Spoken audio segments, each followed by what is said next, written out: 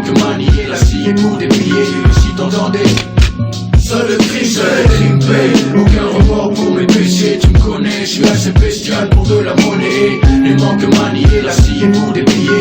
Si t'entendais, seul le crime. Ce rap, c'était il y a 20 ans, et ce que l'on peut dire, c'est que la situation a empiré. Le trafic d'armes était marginal, il s'est aujourd'hui banalisé dans de nombreuses cités. Les consommations de stupéfiants ont évolué, mais les deals de drogue enrichissent toujours les réseaux criminels. Et concernant le crime financier, il était contenu à des affaires de blanchiment et aujourd'hui, il s'est répandu partout. De l'escroquerie locale à la grande crise financière internationale, la mondialisation a fourni des opportunités nouvelles et considérables à tous les prédateurs de la finance criminelle. Pour bien comprendre comment cette finance criminelle peut tirer parti du système financier, il faut d'abord revenir aux fondamentaux de la finance. La finance, qu'est-ce que c'est? La finance, c'est deux choses. C'est d'abord un processus par lequel on met en relation une offre et un besoin d'argent, mais aussi de produits financiers, ces produits financiers étant aujourd'hui de plus en plus complexes.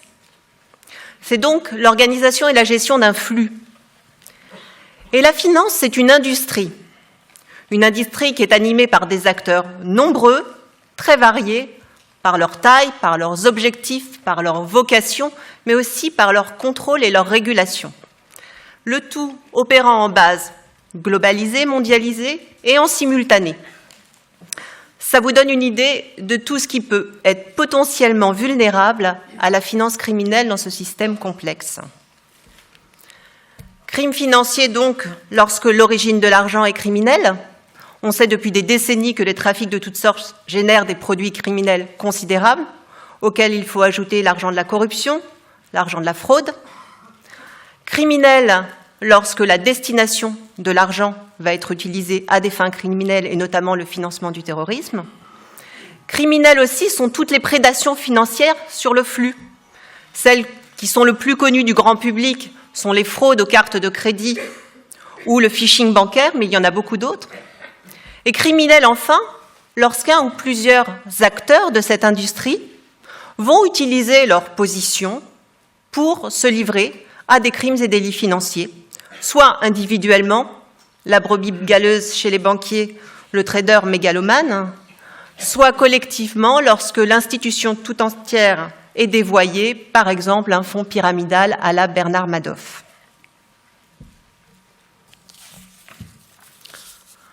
Le crime paie, certes, alors qui en profite? Les criminels, évidemment, mais comme vous le savez, la redistribution d'une partie de cet argent est un soutien économique et social non négligeable à certaines populations. Et je vous laisse méditer sur mon rap introductif. Mais allons plus loin. Dans la mesure où nous vivons dans un monde global et fini, l'argent du crime finit toujours par se recycler dans une activité économique légale qu'il contribue donc à développer. L'exemple le plus caricatural, c'est le yacht sur une marina de la Côte d'Azur. Lorsqu'un bateau arrive immatriculé dans les Caraïbes et qui porte le nom, et je vous assure c'est véridique, de Smoke Paradise, on n'a plus qu'un indice sur son financement, mais quand il arrive pour une escale de 15 jours, on sait aussi que ça va faire tourner l'économie locale. Autre illustration du phénomène, et là c'est un paradoxe tout à fait intéressant, le blanchiment d'argent. Le blanchiment d'argent, c'est une succession d'activités dont le but est de dissimuler l'origine criminelle des capitaux.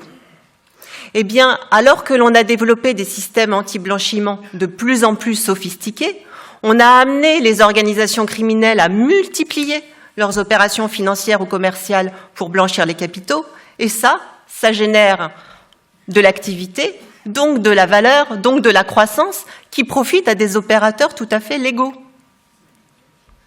La leçon de tout cela, c'est qu'alors que le crime financier était jadis un élément marginal, aujourd'hui, il est totalement intégré à l'économie légale et qu'il constitue même très probablement un élément consubstantiel à la mondialisation. Et cette interpénétration des économies légales et illégales, dont parlait également Clotilde, eh bien, elle a pour résultat que l'économie mondiale aujourd'hui est dopée par un argent qui est à la fois un problème moralement parlant, mais une solution économique. Quelles ont été les grandes ruptures stratégiques qui ont affecté à la fois la finance criminelle et la lutte contre la finance criminelle? À mon sens, il y en a 4, plus une fausse rupture stratégique. La première rupture stratégique, elle est évidente, c'est une rupture technologique, et je sais que Philippe va vous en parler plus longuement après. C'est avec l'économie numérique, les sommes toujours plus importantes qui circulent en simultané dans le système financier, mais c'était également une conséquence sur une dématérialisation croissante de la finance, toujours plus coupée de l'économie légale.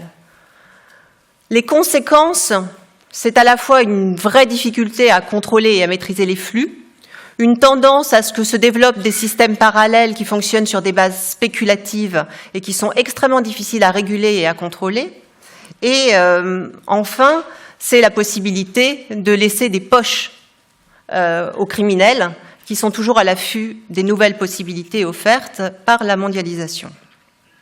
J'ajouterai enfin que la relation au risque est aujourd'hui tellement complexe, les produits financiers créés et en circulation sont tellement complexes qu'il est extrêmement difficile de savoir sur qui porte le risque final, à part sur nous, pauvres épargnants, qui finissons toujours par payer la note. La deuxième rupture stratégique, c'est le 11 septembre. Non pas tant pour la brutalité, la violence et l'ampleur des attentats, mais parce que le 11 septembre a changé le rapport des gens à l'argent.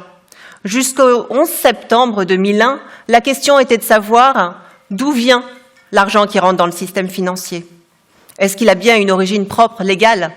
Après le 11 septembre, il s'est étendu à la question de la destination des fonds. Vous pouvez avoir gagné votre argent légalement, mais vous ne pouvez pas l'utiliser pour soutenir une activité criminelle, en l'occurrence le financement du terrorisme.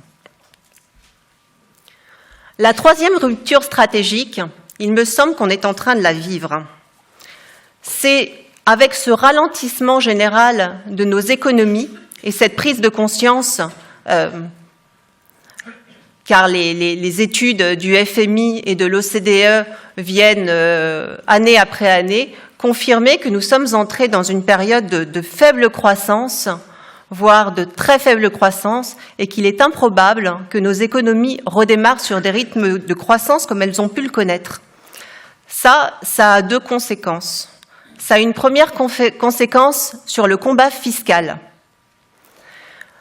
On a vu les États se mobiliser ces dernières années très très vigoureusement sur la question fiscale.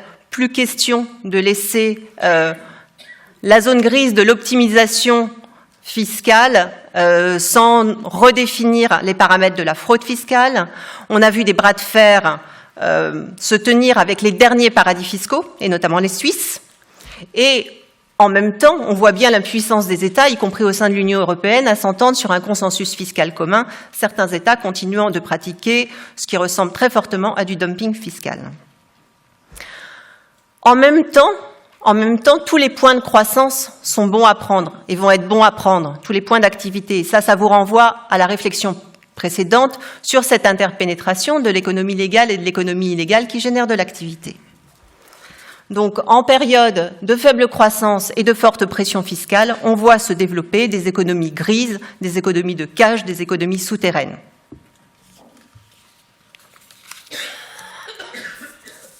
La dernière de ces ruptures, elle est toute récente. Mais il me semble que quelque chose est en train de se passer là, avec l'irruption de la dimension financière dans le débat géopolitique, sur la question géopolitique de l'argent, à mesure que l'on prend conscience que les flux financiers peuvent aussi venir déterminer des enjeux de politique étrangère.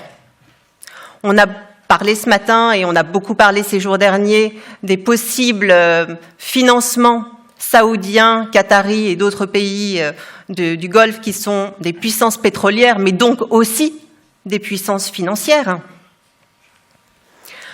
Je prends un petit pari devant vous. Je pense que ça va être aussi l'occasion d'amener dans le débat la question des fonds souverains, qui sont des fonds dont la gestion, la transparence et les modalités de régulation sont très très peu transparentes et qui pourtant investissent dans toutes nos grandes entreprises, y compris des entreprises qui peuvent avoir des brevets ou être détentrices de technologies d'ordre stratégique. En revanche, pour moi, la fausse rupture stratégique, et c'est un rendez-vous manqué, c'est la crise des subprimes de 2008. Pourquoi ce n'est pas une rupture stratégique? Eh bien parce que les chefs d'État ont été incapables de se mettre d'accord sur une refonte en profondeur du système financier international. La seule chose qu'ils ont su faire, c'est resserrer les boulons de la gouvernance existante, une gouvernance qui avait bien montré son inefficacité pour prévenir et enrayer la crise financière. J'aimerais conclure sur une note plutôt optimiste. La lutte contre la finance criminelle, même si ça apparaît pas de manière évidente dans mon intervention, la lutte contre la finance criminelle, elle a fait d'énormes progrès depuis 25 ans. Elle a fait des progrès parce que la plupart des pays ont les législations qui vont bien, le law enforcement est performant, il y a des traque-fins dans tous les pays, la traçabilité des fonds a été considérablement améliorée par la révolution numérique, la coopération internationale fonctionne. Mais ce qui apparaît déterminant, en fait, pour que les techniciens de la lutte contre la finance criminelle puissent se déployer dans toute leur efficacité, ce qui est déterminant, c'est l'impulsion politique et, à contrario, l'absence de volonté politique. Le crime paie dans les cités, comme je vous l'ai montré en introduction. Peut-être que les événements tragiques et récents vont-ils bouger la ligne? Qui est l'ennemi? Nous interrogeons-nous aujourd'hui. Je pense, pour ma part, que nous sommes souvent notre propre ennemi, par notre difficulté à voir un problème dans toutes ses dimensions, et par notre propension, assez humaine somme toute, à laisser de côté ce qui n'exerce pas une pression immédiate et brûlante. La première, elle relève de notre imperfection cognitive et ça se travaille. La seconde, elle relève de notre seule détermination. Je vous remercie.